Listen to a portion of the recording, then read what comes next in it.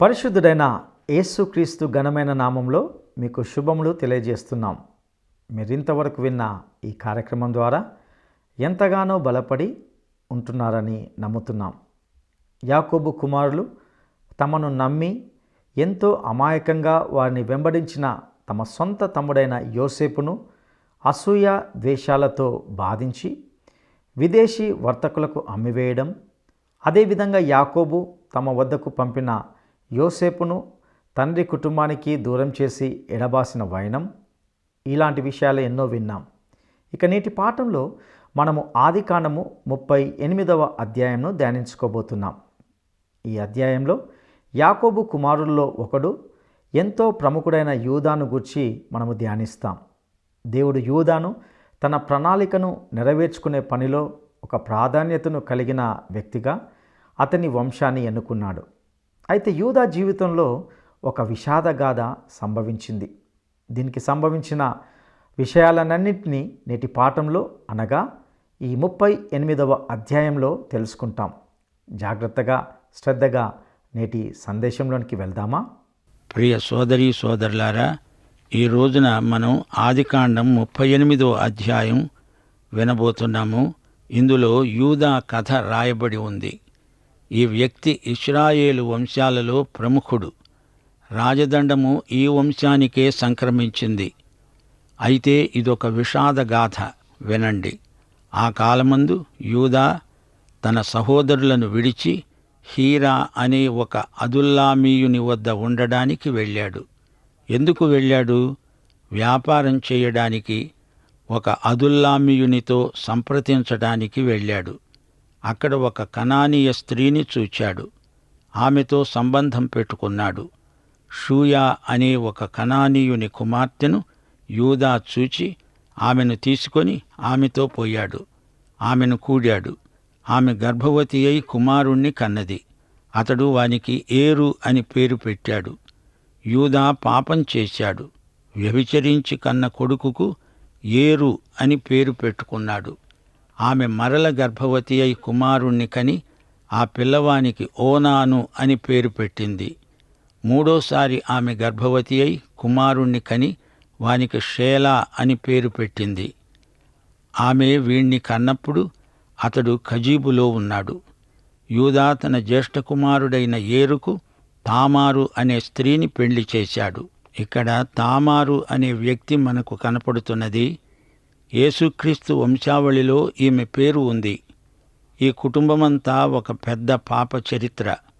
యూదా యొక్క జ్యేష్ఠ కుమారుడైన ఏరు యెహోవా దృష్టికి చెడ్డవాడు గనుక యెహోవా అతణ్ణి చంపాడు. అప్పుడు యూదా ఓనానుతో అన్నాడు, నీ అన్న భార్య వద్దకు వెళ్ళి మరిది ధర్మము జరిగించి సంతానము కలుగ చెయ్యి. ఓనాను ఆ సంతానము తనది కానేరదు అని ఎరిగి ఆమెను కూడినప్పుడు తన అన్నకు సంతానము కలుగకుండా తన రేతస్సును నేల మీద విడిచాడు. అతడు చేసినది యెహోవా దృష్టిలో చెడ్డ పని గనుక ఆయన అతణ్ణి కూడా చంపాడు. అప్పుడు యూదా ఇతడు కూడా ఇతని అన్నల వలె చనిపోతాడేమో అనుకొని, నా కుమారుడైన షేలా పెద్దవాడు అయ్యే వరకు నీ తండ్రి ఇంట విధవరాలుగా ఉండమని తన కోడలైన తామారుతో చెప్పాడు.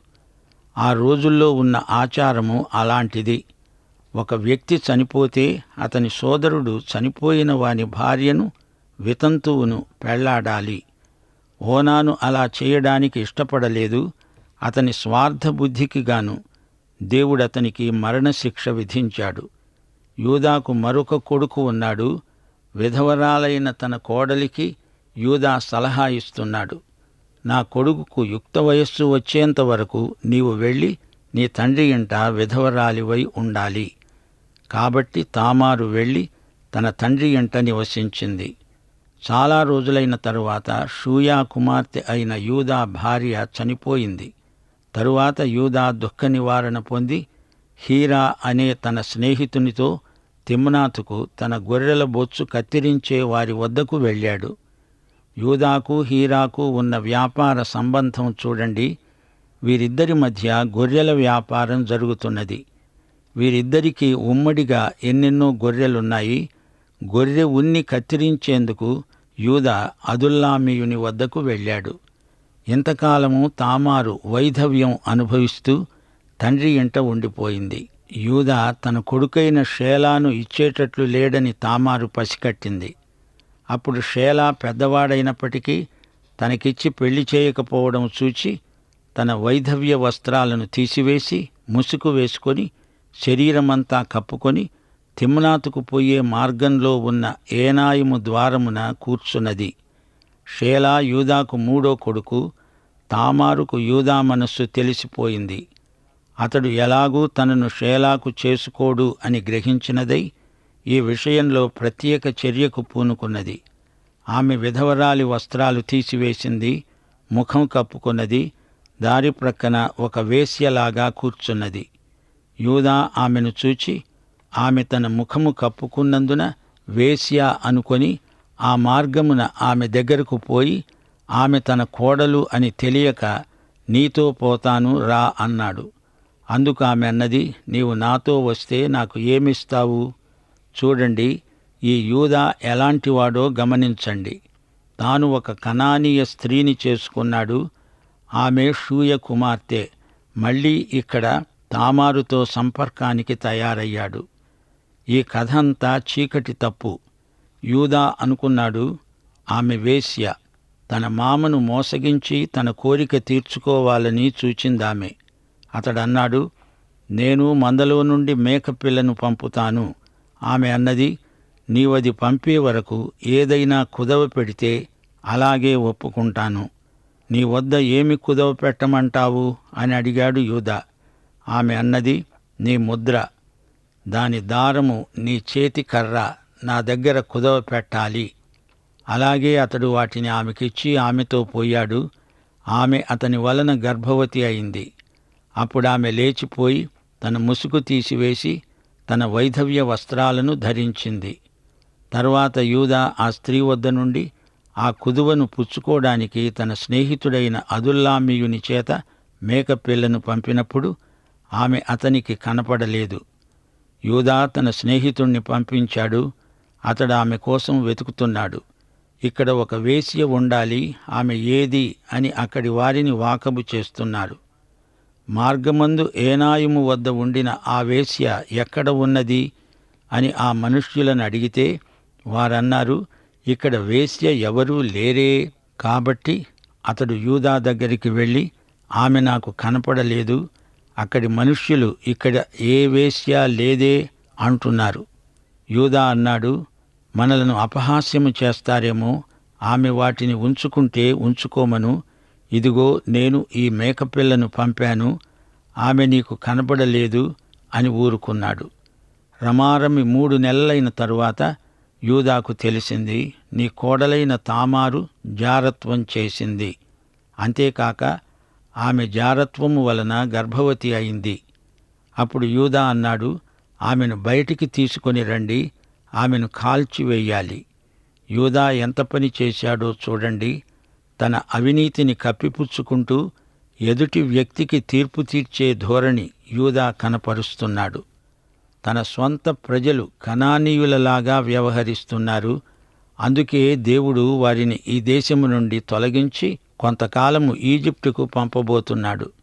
వారిని ప్రత్యేకించి గోషేను ప్రాంతములో ఉంచి కనానీయ ప్రాంతాల నుండి తప్పించబోతున్నాడు. ఇశ్రాయేలీయులు కనానీయులతో ఒకటైపోతే దేవుని సంకల్పానికి భంగము వాటిల్లుతుంది. ఈ యూదా ఏ విధంగా ప్రవర్తించాడో చూచాము గదా. సిగ్గుమాలిన రీతిగా వ్యవహరిస్తున్నాడు. ఇతరులలో పాపము ఉన్నదని శిక్షించాలని పలుకుతున్నాడే గాని తనలోని పాపాన్ని గుర్తించలేకపోతున్నాడు. దావీదు రాజు పాపము చేసినప్పుడు నాతాను ప్రవక్త వచ్చి అతనికి ఒక కథ చెప్పాడు, గొర్రెపిల్ల కథ. ధనవంతుడు తన పొరుగువాని గొర్రెను బలాత్కారంగా తీసుకొని దానిని వధించి అన్యాయం చేశాడు. ఈ మాట వినగానే దావీదు అతణ్ణి శిక్షించాల్సిందే అన్నాడు. అప్పుడు నాతాను, ఆ మనుష్యుడవు నీవే అని వేలు పెట్టి చూపాల్సి వచ్చింది. ఇది దాగని నిజం. పాపము చేసి శిక్ష అనుభవించాల్సిన వ్యక్తి ఇతరుల పాపాన్ని వేలుపెట్టి చూపడం జరుగుతుంది. అందుకే ప్రభువు వ్యభిచారమందు పట్టబడిన స్త్రీని ఉద్దేశించి, మీలో పాపము లేనివాడు ఈమె మీద మొదటి రాయి వేయండి అన్నాడు. సరే, ఇక్కడ యూదా సంగతి చూడండి. ఇతడు చేసిన పాపము ఘోరమైనది. తన స్వంత కోడలితో వ్యభిచారం చేశాడు. స్థానికంగా కనానీయులు అలాగే చేస్తారు. ఈ రోజున లోకమంతటా లైంగిక అవినీతి పెచ్చరిల్లిపోతోంది. దేవుణ్ణి ఎరగని ప్రజలు కామాతురులై తుచ్చమైన అభిలాషలు తీర్చుకునేందుకు ఏమైనా చేస్తారు. గాని దేవుని ప్రజలు అట్టివారి నుండి ప్రత్యేకంగా ఉంటారు. అలా ఉండకపోతే దేవుడు వారిపై కఠిన చర్య తీసుకోవాల్సి వస్తుంది.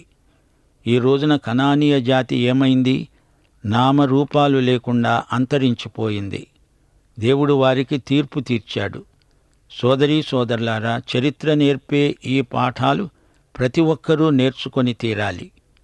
విశేషించి క్రైస్తవ ప్రజలు తమ ప్రత్యేకతను కాపాడుకోవాలి. ఈ 38వ అధ్యాయం అసలు బైబిలులో ఎందుకు ఉన్నది అంటారా? మనకు పాఠం నేర్పడానికే.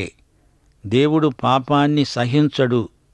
ఇశ్రాయేలు తన సొంత ప్రజలే అయినా వారు పాపము చేసినప్పుడు, తమ ప్రత్యేకతను కోల్పోయినప్పుడు దేవుడు వారిని తీసుకొని పోయి అన్యుల దేశంలో ఈజిప్టులో ఉంచి వారికి క్రమశిక్షణ అలవరిచాడు.